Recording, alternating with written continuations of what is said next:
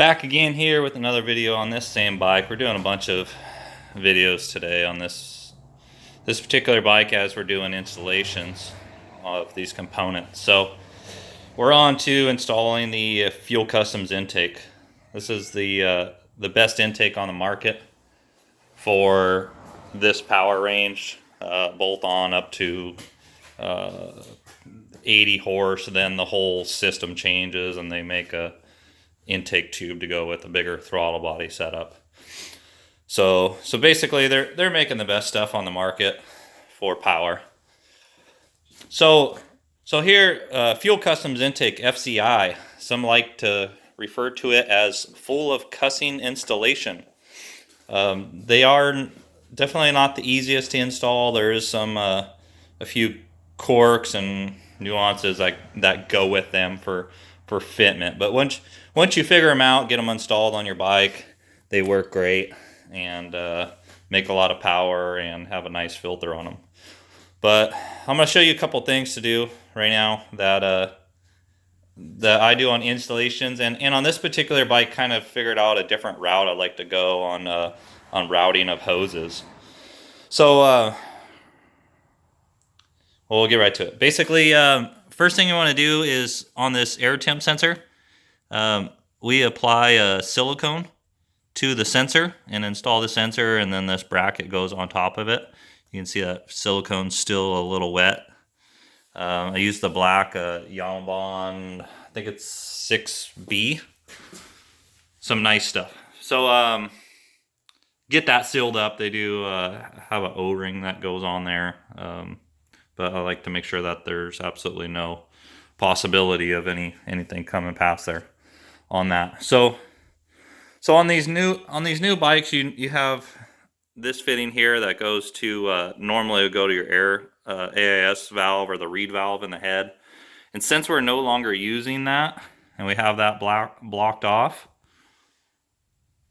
I decided to reroute that hose, use these factory fittings that go inside. That'll push inside this intake tube. That's the factory 90 that pulled out of the factory intake tube. So that hose routes down and around, and basically I use that same hose that was from the AIS factory system, cut it to length and routed it down to the high-speed idle valve on the bottom. So that worked out really good. Underneath here as well, it's hard to see, but this is the crankcase vent hose. It goes to the bottom of the factory intake, and FCI supplies an extension piece. So I routed that to the bottom of the intake. It's hard to see in here, but down below there, maybe make us see there's two hoses coming into here. That one is going up top, and this other one goes right to the, I can't see it in the video, but right to the bottom of that intake tube. You can see a little bit of the fitting underneath there for your crankcase vent. So instead of routing and using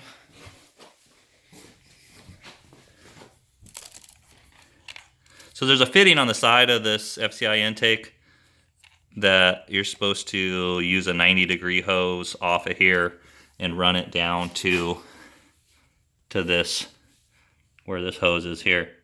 And that's a real tight fit. It's always been a pain in the ass. There's not a lot of room. There's all these wires in the way.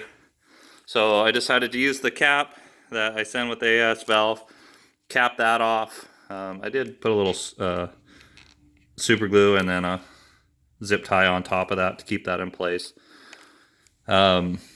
So eliminating that, pulling that air, all that's for is pulling fresh air that's already been filtered.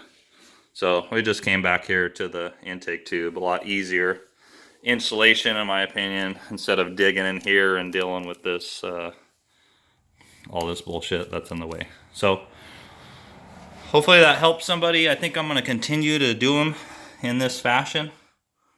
It's a lot easier to deal with, easier to get to all the hoses, and that seems to fix a lot of issues for me. So couple other things, guys. This is how this bracket is working. Sliding it under the factory plastic, it does push that up a little bit, but it's not causing any type of issue. So that does go under there. You can reuse the factory bolts there. ECU gets somewhat flipped around and bolted in there. This bracket here, you can see how that's going. We are using longer bolts for these fender mounts. I do trim the edge of this one here. It's a real tight fit on that plastic. I do trim that corner off on that one to give it some more room. And then lastly, you have the this main bracket's going to sit underneath the plastic. It does get real close to your starter relay, so you want to push and reroute these, not reroute, but kind of push these power cables out of the way a little bit. And I also, they don't supply them, but I also recommend running longer bolts through here. These subframes, they like to strip out. And since you are adding some height, I would recommend getting bolts that are longer for that.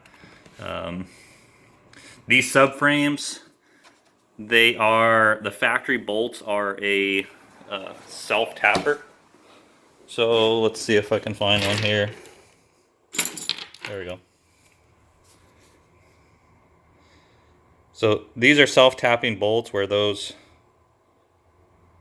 are not tapped from the factory. Basically, they're using a driver to just thread this right into the aluminum. So if you do run longer bolts in there, they will start to bottom out. So basically, you do need to run a tap through that to allow for longer bolts, and that'll increase the lifespan of that threaded hole. So that's it for today. Thank you.